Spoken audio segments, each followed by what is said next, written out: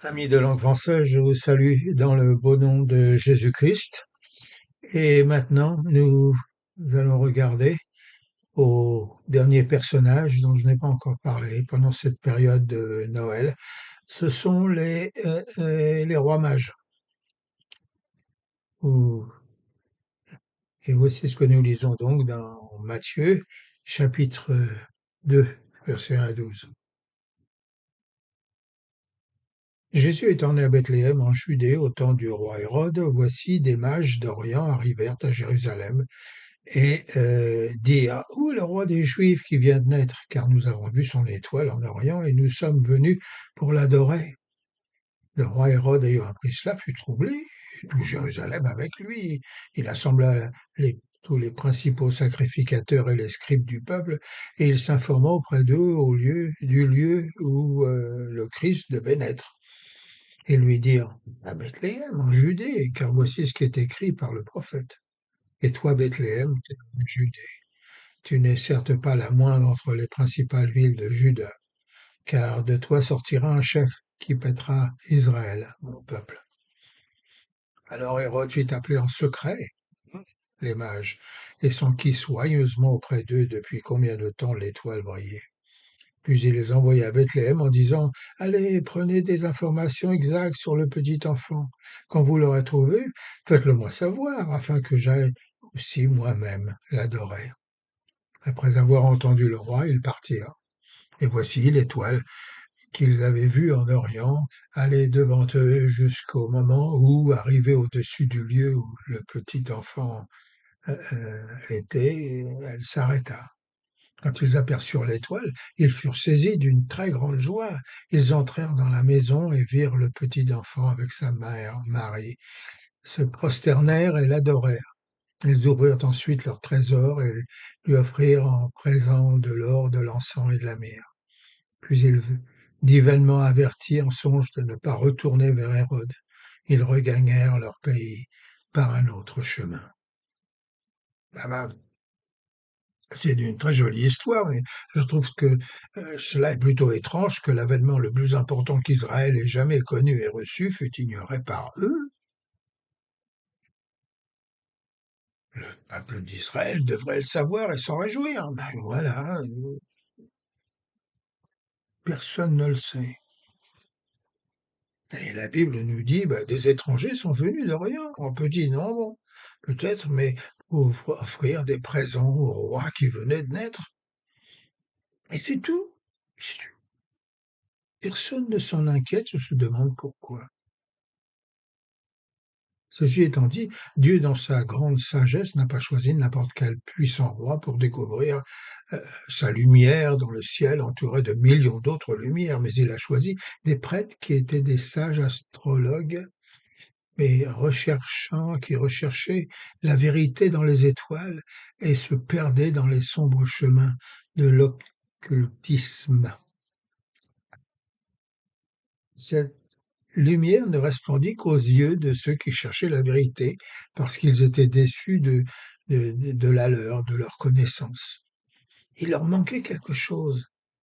Voilà pourquoi heureux sont les pauvres en esprit, car ils vont voir Dieu, et nos mages le verront, mais dans une pauvre maison. Dieu voulait parler à des prêtres étrangers qui étaient suffisamment humbles, suffisamment sages pour réaliser qu'ils auraient besoin de sa sagesse afin de connaître la vérité. Voilà pourquoi la Bible témoigne d'eux, les décrivant sages, parce qu'ils eurent la sagesse de voir que cette lumière était la véritable lumière qui, en venant dans le monde, éclairait tous les hommes. Bon, genre, que la lumière de Dieu qui, lui, dans les ténèbres, n'apparaisse qu'à des mages habillés richement comme des rois, je comprends. Mais il y avait quand même bien des gens dans des synagogues en Israël, des intellectuels, des théologiens, des écrivains dignes de recevoir ce message céleste, et des gens bien pensants qui l'auraient accepté avec plus de dignité. C'est le plus grand message que la terre ait jamais reçu. Donc, venant d'Israël, c'est pas n'importe quoi. Oui. Et cependant, Il n'y eut pas de chœur angélique dans les librairies des scribes en Israël pour proclamer la naissance du Messie. Leurs lumières ne les conduisirent pas jusqu'à Jésus-Christ, mais vers des recherches théologiques toujours plus poussées de la loi divine. Et il n'y eut pas de chœur angélique au palais du roi Hérode pour proclamer la naissance du roi des rois, ni de lumière pour les conduire à l'enfant roi. Mais leurs lumières les conduisirent au massacre de Rama. Il n'y eut pas de chœurs angéliques dans les bureaux politiques d'Israël pour annoncer la nouvelle d'un libérateur de la nation, mais leurs lumières les conduisirent à souffrir bien des années sous les exigences des envahisseurs et la pression des ennemis. Mais les chœurs angéliques entrèrent dans l'âme et touchèrent le cœur de tous ceux qui, en toute honnêteté, recherchaient la vérité, le cœur de tous ceux qui recherchaient les profondeurs de la vraie vie. Mais pourquoi Dieu choisit-il des étrangers plutôt que des sages en Israël pour leur annoncer la naissance de son Fils? Parce que les prêtres et les scribes d'Israël savaient que le Christ allait naître à Bethléem. Personne s'en préoccupait. N'étaient-ils pas, après tout, tous les descendants d'Abraham? Cela leur suffisait. Alors pourquoi des étrangers?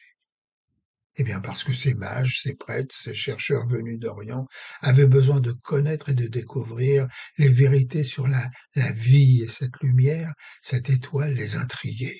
Cette étoile leur fit quitter leur famille, cette étoile les encouragea à abandonner leurs travaux, leurs recherches, cette étoile les incita à traverser des déserts brûlants et hasardeux, d'échapper à des instabilités politiques et religieuses dans leur pays.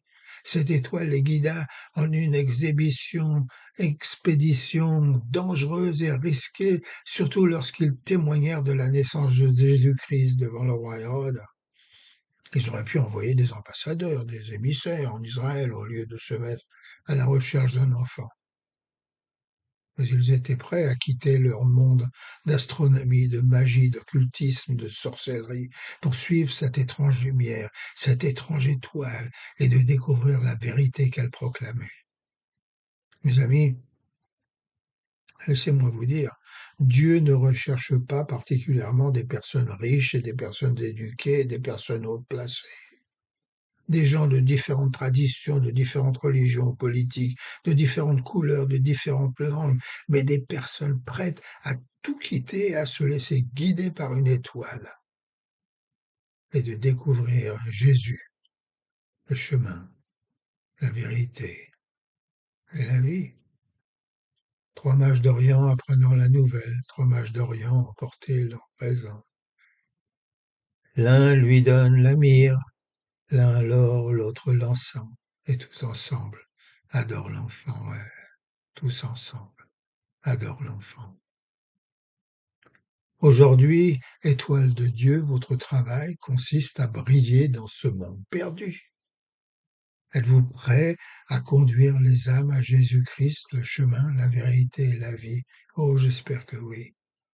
Il y a tellement besoin dans ce monde pour les gens découvrir qu'il y a un Dieu qui les aime et qui a envoyé son Fils pour donner sa vie pour eux.